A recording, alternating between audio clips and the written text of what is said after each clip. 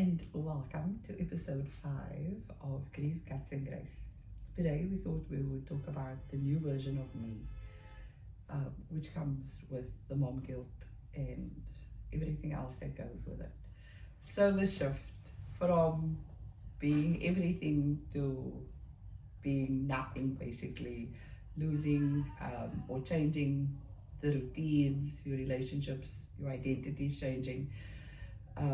And then also becoming a new version of who you're supposed to be now as opposed to where you were a day before. And it's very much a necessity, also because everything has changed. And then also trying to balance the parenting and the personal grief is all overwhelming, because at that point you genuinely, like we've said before, don't know who you are. Needing to almost still be that same person that cooked every single day, and you don't have the energy for it. So, and it's like in your brain, you're fighting to be that person again, but your body, your mind, nothing, everything is telling you. Circumstances doesn't allow you. Doesn't allow you to go to that, to just be who you were. Also, it's overwhelming because your space is full of people initially. And then when they go, you have to find yourself again, because for a good few weeks, you didn't have to do a lot of things. Everyone was there to catch you, to whatever. And when Ryan died, it was in the holidays, so it was almost easier because people were on leave. So it almost allowed me to almost go back to being just the daughter, and the grieving wife, to, and everyone else picked up the slack for me. But the shift comes when everyone leaves and you have to go back to school, back to all of those things, and now find the routine. So that was for me the biggest thing. How it was different for me was that Surya passed away in the beginning of the year. He passed away on the 15th of February. So unlike, in your case now where you had that support during the holiday period, and I don't suppose any date is a preferable date for somebody to pass on, but timing, did allow for people to be more present with you, whereas just like I was doing the, the school runs and all that sort of things, everybody else was also doing that. So it was difficult because I was over there trying to be mom and dad and trying to do both of our, fulfill both those roles. And it was very overwhelming. Like you said, it's extremely overwhelming to grief and then parent at the same time. And typically life doesn't stand still and wait for you to get better. What happens? Your old routine, your old lifestyle, it almost dies and fades away, and then you have to figure out this new thing that works for you. But times didn't change. School still started at 8 o'clock. The kids still had to have the uniform still needed to be washed and ironed and all of that stuff. I still needed to start work at 7:30. So the times didn't adjust because I was trying to readjust and trying to figure it out. And you do sort of find yourself overcompensating for the things that you're lacking in. So instead of putting more strain on a already strained system, I would just find myself saying yes to everything. Like, okay, you don't want to do it like that today, it's fine, you don't have to do it like that. Oh, you don't want to wear your school shoes today, it's okay, you don't have to wear your school shoes today. And then I realized afterwards that I'm setting this trend that I'm setting my kids up to just, not, it wasn't achievable, it wasn't a good thing. It was achievable, but it wasn't a good thing, because they needed to still conform to the standards of the world. So I quickly had to, pull myself back and learning what the important things are that we needed to still continue, and find a routine that works for us. And I think more than anything, self-care was neglected. And I've said that before. Like I wasn't taking care of myself. I could go, I did go for months without eating food. I drank coffee and smoked cigarettes, Mm. and that was it. And in saying that, so it's also the mental part of it.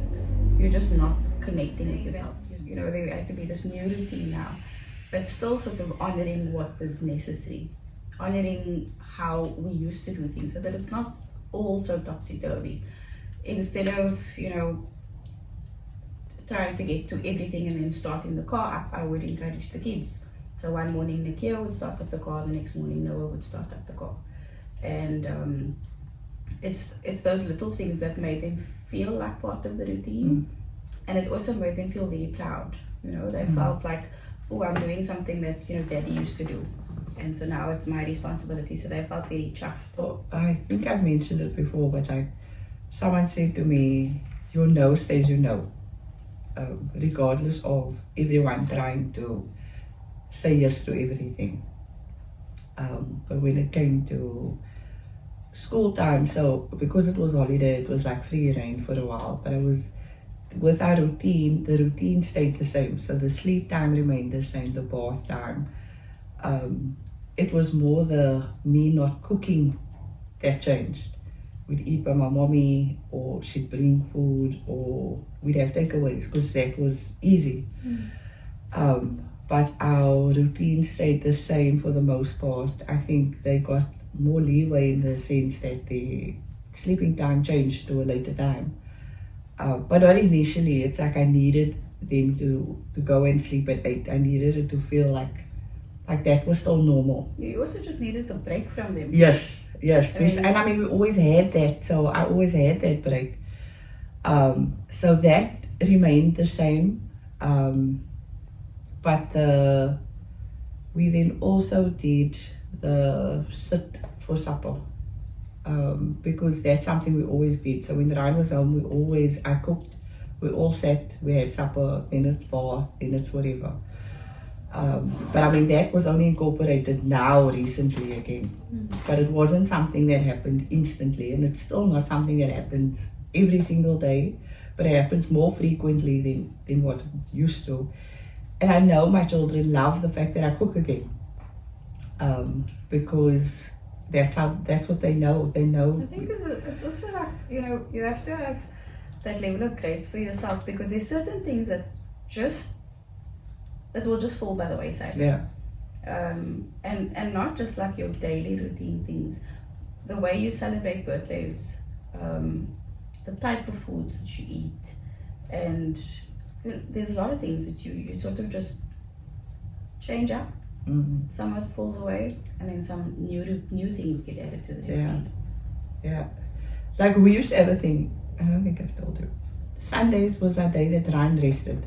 So if we did something, it was early in the morning, so we can be home before lunch, and then the rest of the day is relaxed. But initially, Sundays used to be the day we go out. Whether we go to a market, whether we go to a picnic, whether we do whatever, we weren't at home Sundays, which was very different, but very refreshing at the same time. So it was something against the routine, but it was needed. It was just something that then became, and now our Sundays is a big Sunday lunch, family time, but it's still different to what it was. So that's a new routine that was created. We say it's new memories, because we need to create new memories with this new way of life. And then my kids did therapy. My one still does therapy once a month, and it's not, it can end at any point until she feels she's okay. But therapy was always part of me going for therapy, them going for therapy, and for the most part, they've now learned how to regulate themselves. So that was a good thing that's been incorporated. You know me, I never feel, it's never a bad thing to speak to someone. So if you're not speaking to me, you must be speaking to someone that can, whether they help you or just get it off your chest. Or journaling. So Alyssa did start journaling. And I think she still writes and will draw pictures. Like I know Nakia also went into that. But like more, I know when she's having a day, she'll just be in her room and draw and whatever. So that's the new things we've done so far. And then while I was trying to overcompensate for their loss, I lost sight of what I needed. There wasn't time to breathe, there wasn't room to breathe. And then, yeah, just doing everything alone became another thing. And then you sort of become resentful of the new routines because you sit back and you think like, yo, I was doing this thing now to be like good to my children. But now I can't do this. And so how am I supposed to tell my children, listen guys, I know I said that you can go do dance, and then and my son was doing soccer. I was like, okay, you can go do dance and you go do soccer, but now what happens if there's a clash? And there isn't another person to say, you go with, and even if there was another person, I felt so guilty to send my child off with someone else. To say, so like if you had offered, I would have felt bad because now I'm not going to be there for his experience or for her experience, and I'm there for the other one, but I'm not there for this one. And then it's that reminder all the time that like, shit, I'm actually alone. They don't have another parent. I don't have that other hand to do stuff with me. But yeah, I guess that's part of some of the guilt that you feel. And then just how do you shuffle all that without causing more disruption? You change things to make it better, then that doesn't work, and then you have to change it again, and there was already so much change, and so you just go back and forth, and it's a constant battle of the mind, I guess. And it's so overwhelming because to keep track of all of it, it's the keeping track part. Yes, at what time must you be, at what time is your practice on the same day. Now are you okay to go a little earlier? Because then it means I can drop this one at this time. Yeah. And are you okay if I leave you there for 5 minutes? Yes. And if I'm going to be late, just remember. And then you get those days where you don't remember to tell them, listen, I'm going to be a little bit late. And then you panic because you think like, oh my goodness, you don't have it. And that's another overcompensation again. My kids didn't have SIM cards in their cell phones. But because I wasn't able to be with both of them at the same time, at any given time, or with all three of them for the matter. But Caitlin's older, so Caitlin always had a cell phone and she's contactable. But I mean, she had a life. She was working 2 jobs and she was studying full time. So she wasn't able to, step in as the other parent. And also it wouldn't be fair.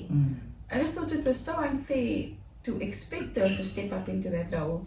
I mean, so many times you hear people say, the older folk are sort of resentful towards their siblings because they had to help raise the younger siblings. And I didn't want that. And again, that guilt stepped in, like, am I doing something wrong? Am I messing things up for Caitlin? Am I messing things up for Noah and Akia? Like, am I changing the dynamic of the sibling relationship now? Because now Caitlin was more of an authoritarian and a disciplinarian in my absence at times. So they lost that sibling relationship. My experience going out. So initially, everyone is like, we need to go out. But I hated that it was always like a ladies thing. Like, no, we're going to do a ladies thing. At this point, I already feel alone and a lady. But everyone was just like ready to do a lady thing. And I hated it. And I don't think I did anything besides maybe do a massage here or there. And I wouldn't necessarily feel guilty because I'd always make sure I did something with the kids first, or they got McDonald's, or they, like I always made sure they were happy, and then it's okay for me to do something. So it's again, it's like the overcompensating because mommy needs a break. So I'm going to make sure the children get their yes to McDonald's, something at Crazy Store, I mean, which is expensive, so that outings or so whatever. Buy them something. Yes, so I'm basically buying them my freedom. In essence, yes. And then also, thankfully, initially they could either go to my mommy or my mother-in-law, who's always willing to take them, or someone would come stay with them at the house. But I mean, now that Alyssa's a little older, she doesn't want to go anywhere. And I say my house is like a fortress, so I can leave them for a few hours, and be okay. So I used to feel guilty.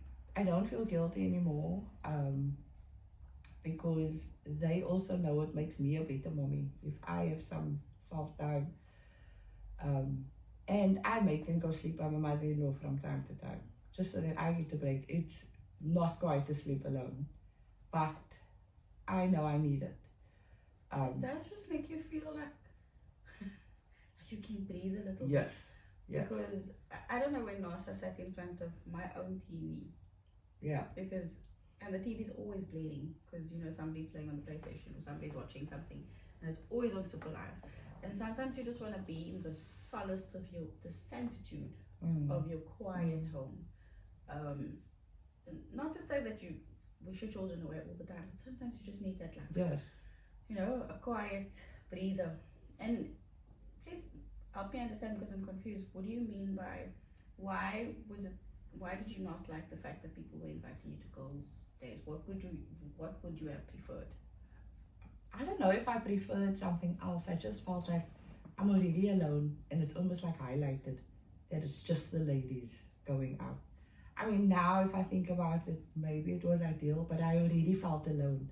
So now, like, we can't do something together like we normally do, which, knowing now, I wouldn't have been comfortable. But it just felt like I could only be included with things that the ladies did. I wouldn't be included as part of the bigger circle anymore. So you weren't doing the couples thing, you were Yes. just doing the singles. And it's not like they did almost lots. like singles Yes. things. So it just felt like that was highlighted. That you alone, so we have to make it a girls thing. Yeah. And then like I feel like they would blame me for wanting to do a girls thing. No, we're gonna take Saida out. And like, why should I? Were they escape? Yes. So it was like that, like, oh, we're gonna do a ladies thing. So okay, it's because I'm now widowed, single, don't have a husband, so I can't be with all of yous. So that's why I just didn't feel. Yeah, I think the more It was just weird, like. The more we talk about this, the more I realize that it's not clean cut. No.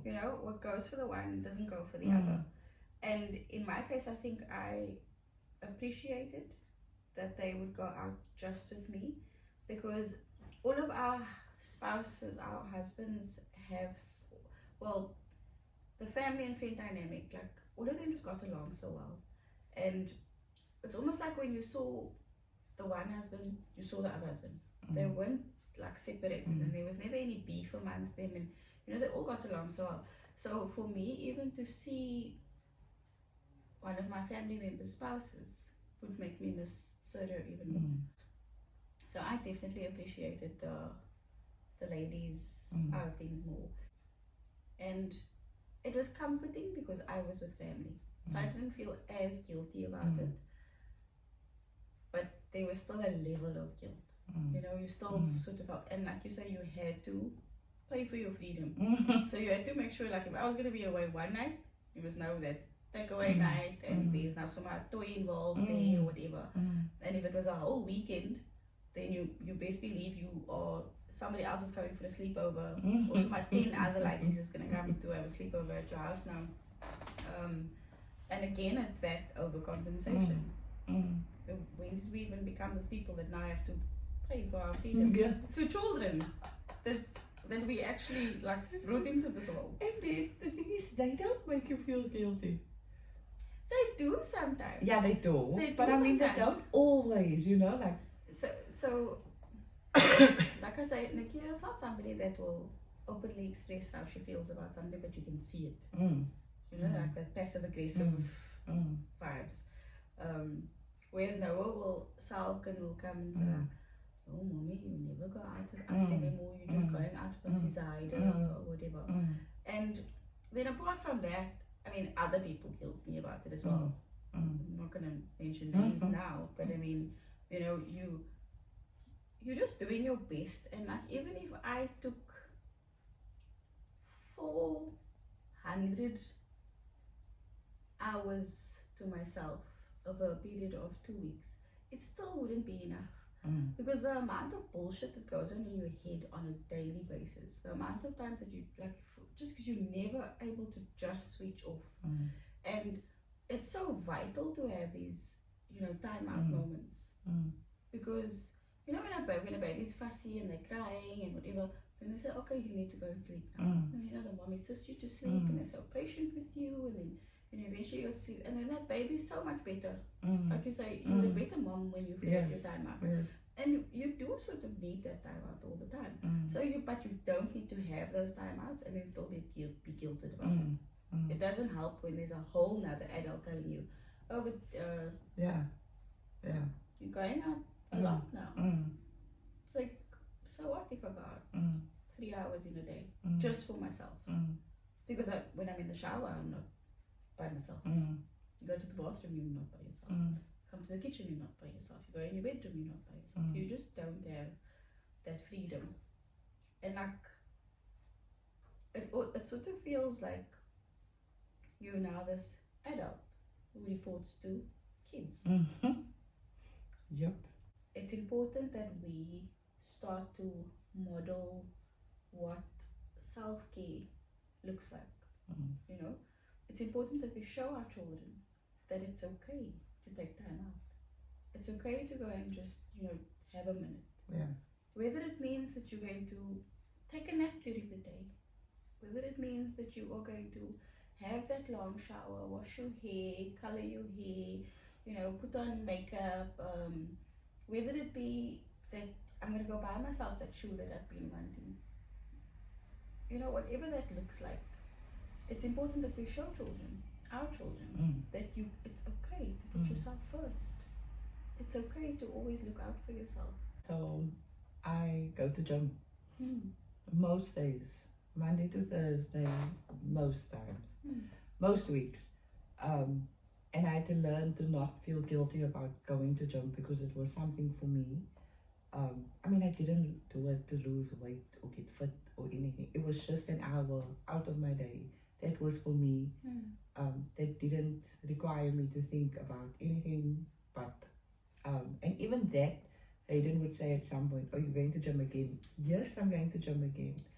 And I now, she'll still ask every now and then, but they know, and I'll say, it's my 1 hour that I get to care about me and do something for me. So the other two are fine, but it's like she remembers, she has to guilt trip me into it, every now and then that my mommy said, no, yes, your mommy is going, because it's something she does for her. And I hope they know, when I come back, I'm less anxious, I can face, and I have more energy. So they've seen the change, so I want them to do it too. They do their extramural stuff, and it makes them also feel better. So that's the one thing that's like the most consistent besides weekends, when we say, no, we're going out for a few hours for a coffee, or we're going to shake it off for a few hours. But it's now part of our lives. Yes, they moan about it, and yes, I don't have to compensate as much as I did initially, but they have seen that, and they cool with it for the most part. I think I'm just driven by guilt. Overall, I think my guilt is what makes me get up in the morning. Get up for work. Just like go to work and do the things. Because you're supposed to do the work for your pay. Who else is going to do it for you? Exactly. And like even during the holidays, the school holidays now, it felt so long. I felt guilty because I was going to work every day and I wasn't able to go take my kids on holiday to do something and to give them something to talk about when they go back to school. But I didn't take leave during the recess period because I felt guilty about the fact that I was off from work for a month and a half because of the operation on my spine. So maybe it's just me. Maybe I'm just like living in condemnation of myself all the time. It's definitely something that somebody has said to me before, that I need to stop living in condemnation of myself, and I need to forgive myself for things, and it's something that I work through all the time. Turn to the person next to you and tell them you're becoming someone stronger and more compassionate. Dorian, you're supposed to tell me.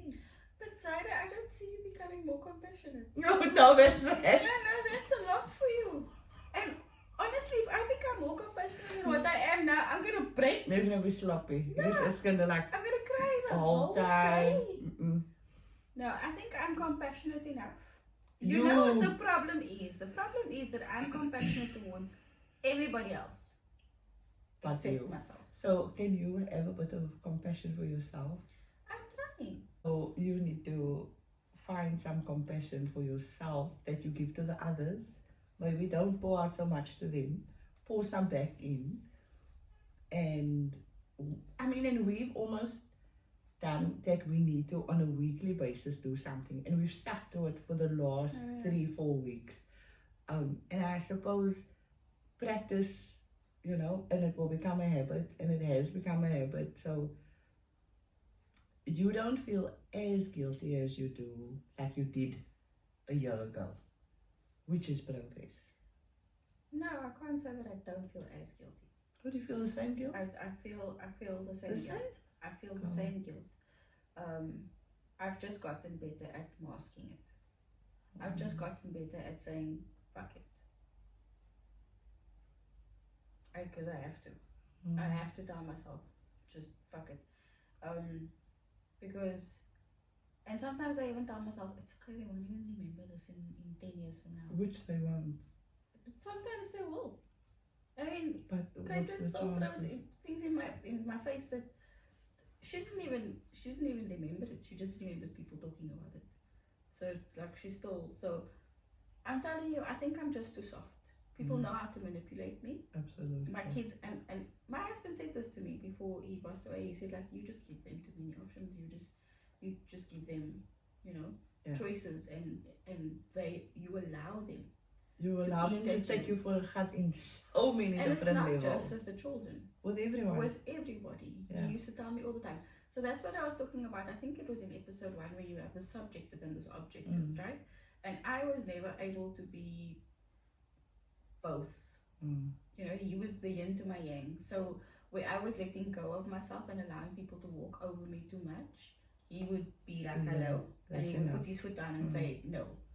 And it wouldn't even be like a suggestion. He would just say, stop.